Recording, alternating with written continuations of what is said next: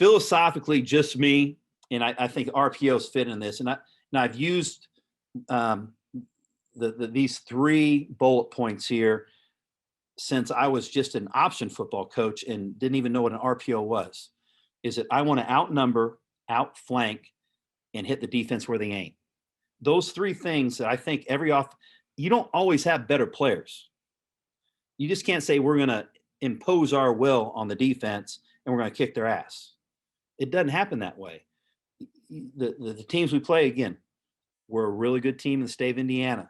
There are better teams out there, and we play really good other teams in the state and around the Midwest. We're not going to have the best players every week. I hope we do to make my life easier, but the reality is it doesn't happen that way. For us to be successful offensively, I want to accomplish these 3 things. Either outnumber point of attack, so we got 3-on-2 on an isolation play, whatever, or outflank, get outside, okay, or hit them where they're not, and that's tricking them, whether it be play action or RPO, okay? Again, this has been my offensive philosophy since I was a young coach in my 20s at Cathedral High School as an assistant in the mid-1990s. All right, RPOs fit my philosophy perfectly because we can do all 3 on one single play. I don't have to call a play to do one of them. I can do in an RPO, I can accomplish all 3. I can outnumber people in the box. I can outflank them, okay, with a bubble or with an out route. I can hit them where they ain't because I can read a guy, and if he moves a certain way, I'm going to do the opposite of what he does. And it also, if you have a good player, it also creates really good one-on-one matchups where that's our job as coaches. Get your best player against somebody who's not their best player and try to create a matchup where you can win.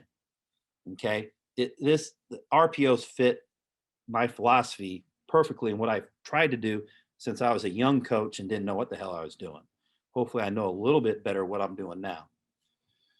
The way we run RPOs at Cathedral is 1 play equals 3 plays. The best way for me to explain this is obviously you have a run option and you have a run play and a pass play involved, but we really have 3 plays involved. And I consider it tag side, the run play, and the read side. The tag side is away from the read. That means that that's our one-on-one. That is our guy better than their guy, or is we just one-on-one and their alignment going to give us something easy? And that's as easy as a hitch or a slant or a quick out, okay, which is very common with RPOs. Or sometimes you're going to say, our guy's better than you, and we're going to take a shot, and we're going to do it in different ways. We have a bang route, which is a 7-step slant. We have, obviously, you have your just go route. You're going to beat them. We have a crack and go. We're going to try and set up where it looks like we're cracking somebody, and hopefully we're tricking that corner into a crack replace situation. So there are different ways that we do that, but that's tag side. The run play, we have inside or outside zone.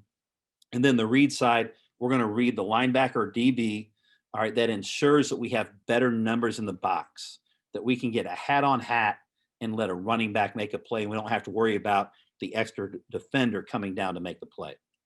All right. By having the 3 plays built into 1 play, theoretically, we'll always be able to outnumber, outflank, or hit them where there ain't. Okay. And again, create favorable matchups. First RPO concept. Again, I'm going to go back to Mike Emmendorfer at Wisconsin Platteville. He taught this to me in 2012. We went trips into the boundary, okay, and we just ran screen, and this was I guess revolutionary at the time. He showed it to me. I said, all right, let's give it a shot. We have this young quarterback. Let's make some life easier on him. We have one-on-one to the field. Quarterback's call. Throw it that way. That's that's always the first decision. Tag side. If you got the matchup, do it. Don't worry about if you can win one-on-one, win, because you don't have to rely on 9 other dudes. Okay. Then when inside, the run play is inside zone. The reality is when we first started running this concept, I didn't know how to teach inside zone. I was a triple midline ISO and power guy. But we did it with a down and kind of an inside. I would call it a 1-back power concept is how we ran it with the run play. Since we've gone into RPOs 100%. I've learned how to teach inside zone, but my first year doing it, I had no idea how to teach inside zone because I had never been around it. So do you have to teach inside zone? No. Yeah, I think it's a lot easier now that I know how to do it. It's, I think, a lot more effective. Okay.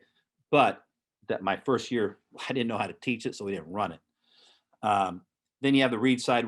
For us, we read an inside linebacker. If he bumped to the trips, then we ran the inside play. If he didn't, we threw the ball. In 2012, nobody bumped. Okay. Until later in the season, this started working for us. Okay. Let's go ahead and we'll take a look kind of what that play looked like. And that here was the screen that we ran into the boundary. And there was just a quick screen to the outside guy. The slot receiver had number 1 blocking. The tight end in this case had number 2. And then the linebacker was the quarterback's guy. And these guys, again, I have this drawn up kind of as a zone. Back then, we had a back block and a pole to get that guy, kind of an inside power type look. And then you had the one-on-one to the field. So let's go ahead and watch a little bit of film kind of on that first year when I was at Southport and how we did it.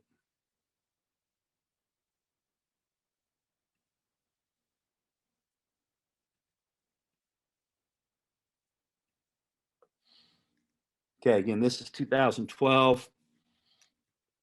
Just kind of give you the general look here is trips into the boundary.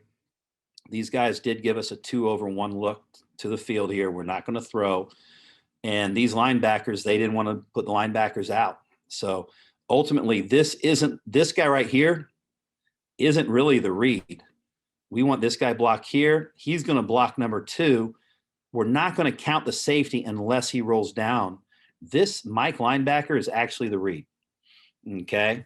So there wasn't even much of a read on this play.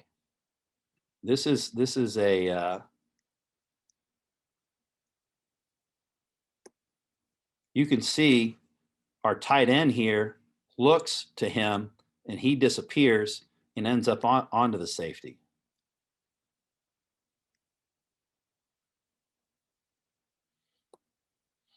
Now, a couple things. As I've gotten better at teaching this, this guy right here, if our quarterback knows there's not really a pre-snap read or a post-snap read, like based on our rules, here's the read. I know I'm not going to give to this guy. Just have him block. There's no reason for the fake. 0 reason for it.